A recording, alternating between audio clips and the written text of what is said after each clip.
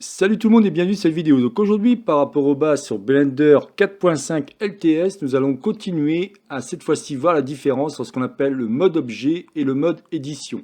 Et bien entendu, en mode édition, nous allons voir ce qu'on appelle les vertices, les edges et les faces. Ça va être évidemment très important pour pouvoir modéliser quelque chose de bien plus simple. Et grâce à ça, vous allez pouvoir progresser plus rapidement. Par exemple, ce que je peux faire, c'est venir en appuyant sur la touche B et récupérer cet ensemble, faire un G Z et venir ici. Comme vous le savez, pour l'instant, on a au niveau du outliner, quand je viens ici, on a plein d'objets.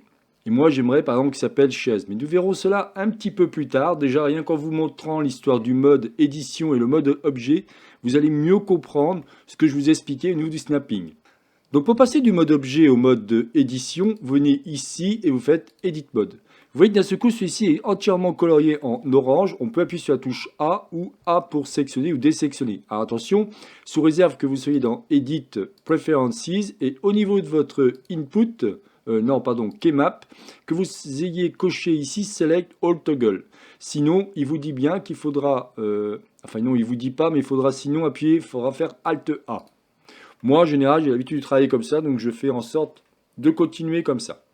Donc je vais quitter le mode édition, mais avant, ce qu'il est important de comprendre, c'est qu'est-ce que c'est qu'un point. Bon, bah, vous doutez bien, hein, c'est cet élément-là, on appelle ça un point.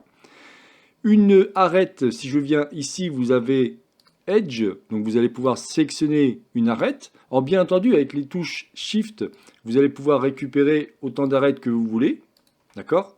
Si je clique à l'extérieur, automatiquement je dévalide celui-ci, et après vous avez le mode face. Vous l'avez ici. Vous voyez, là aussi, on va pouvoir sélectionner. Et vous doutez bien, ce qui est très intéressant, c'est que si maintenant, d'un seul coup, je sélectionne une face comme ça, je peux faire un GZ et modifier celui-ci. Vous voyez que de suite, ça va être beaucoup plus intéressant pour modifier les éléments qui n'étaient pas bien positionnés. Par exemple, ce que je voudrais, c'est récupérer, alors je vais me remettre en mode édition, j'aimerais récupérer ce barreau, faire ici un Shift D, Y et me positionner ici. Ok. Après, je vais vouloir utiliser cet élément-là qu'on appelle le manipulateur Rotate, venir ici et me mettre à 90 degrés. Parfait. Et ce qui va être sympa, c'est de pouvoir le mettre pour faire une vraie chaise. Pour l'instant, on n'a pas vraiment une chaise. Donc là, je peux me mettre en mode édition en appuyant sur la touche tabulation. Je peux venir ici au niveau de ma sélection. Alors là aussi, vous avez des raccourcis clavier. Touche 1, ça va être le mode vertice. Touche 2, ça va être le mode edge. Et touche 3, ça va être le mode face. Si vous appuyez sur la touche Shift, vous pouvez voir qu'on peut tout sélectionner si on veut. Moi, habituellement, j'appuie par exemple sur 3 pour être en mode face. Je sélectionne celle-ci. Je vais faire en sorte d'activer le snapping. Mais cette fois-ci, je vais l'activer plutôt par rapport à une arête. Puisque maintenant, vous allez comprendre ce que c'est. Si je viens ici où c'est marqué Edge, si je fais un GZ, regardez, je viens ici. Vous voyez, automatiquement, il s'est bien positionné. Je vais le faire de même par rapport à l'autre. Donc, je sélectionne celui-ci en cliquant et en faisant un GY. Je viens à cet endroit-là. C'est parfait.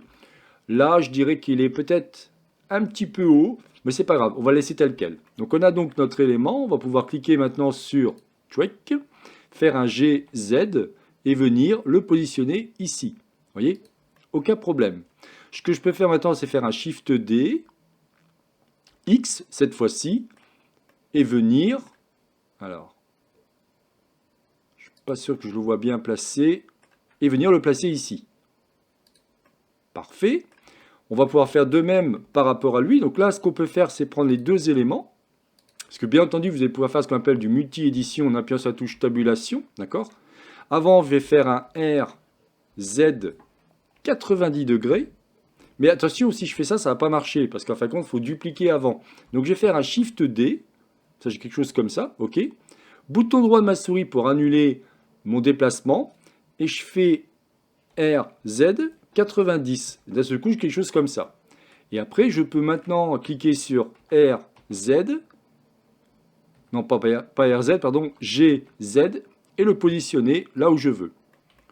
Je vais appuyer sur 1 pour être en vue de face, récupérer en appuyant sur la touche B puisque je suis en mode objet, et un petit peu baisser celui-ci. Ce qui va être très important de comprendre, ce sera justement la prochaine vidéo. Nous allons continuer à modéliser des objets très simples, mais vous allez voir que maintenant, avec cette technique que je vous ai montrée de vertice, de edge et de face, bien entendu, ça va être beaucoup plus facile. Et au fur et à mesure, je vais vous donner des outils et ainsi de suite. Mais déjà, rien qu'avec ça, cette fois-ci, on va pouvoir faire ce que j'avais déjà en tête pour vous créer une scène de bureau. Mais là, c'était un petit peu compliqué. Comme c'était que avec le scale et ainsi de suite, c'était pas terrible. Là, comme ça, on va pouvoir tranquillement modéliser les choses. Ce que je peux vous conseiller, maintenant que vous avez regardé ces différentes vidéos, c'est de modéliser des meubles de chez vous. Vous prenez n'importe quoi, hein, prenez une étagère, ça peut être une porte, un mur, un salon, enfin ce que vous voulez. Juste avec l'outil cube et amusez-vous. Donc par exemple, vous faites Shift A, vous mettez donc votre cube, d'accord? Ici, je vais faire un GX pour bouger un petit peu. Et vous bougez celui-ci. En l'occurrence, vous pouvez commencer par exemple avec les faces. Vous cliquez ici, vous faites un GZ pour bouger celui-ci. Si vous n'êtes pas habitué au raccourci clavier, rien ne vous empêche de prendre ici les manipulateurs et bouger celui-ci. Mais vous voyez, ce qui est vraiment génial, c'est qu'en mode édition, là, on va pouvoir vraiment modéliser exactement comme on veut.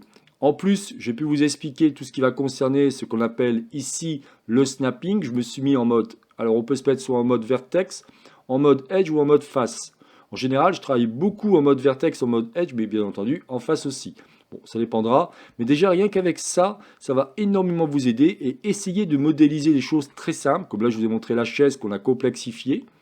Alors bien entendu, par rapport à notre petit objet qui est ici, donc je vais un petit peu l'agrandir, vous allez pouvoir bien entendu déplacer aussi ce qu'on appelle des edges, des vertices. Si je viens ici, quand je prends celui-ci, toujours avec le manipulateur, par exemple, je peux faire quelque chose comme ça, vous voyez. Je peux aussi utiliser sans aucun problème un vertice. Si je récupère celui-ci, donc là, vous voyez, j'ai fait bouton gauche de ma souris, je suis laissé appuyer. En mode, si je suis en mode objet, on ne peut pas le faire ça. Par contre, dès que vous êtes en mode édition, vous allez pouvoir faire bouton droit de la souris et faire ça. Et là aussi, vous allez pouvoir modifier, si vous souhaitez, un vertice dans le sens que vous souhaitez, sur les axes X, Y, Z. D'accord ? Voilà, donc je n'en dirai pas plus par rapport à cette vidéo. C'est donc la chaîne Blender pour tous, réalisée par Jean-Michel. Si vous avez aimé cette vidéo, n'oubliez pas de liker ou tout simplement vous abonner à ma chaîne.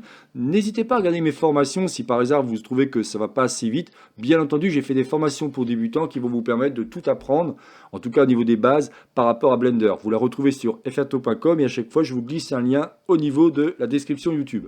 Allez, je vous souhaite une excellente journée et à la prochaine vidéo. Bye bye.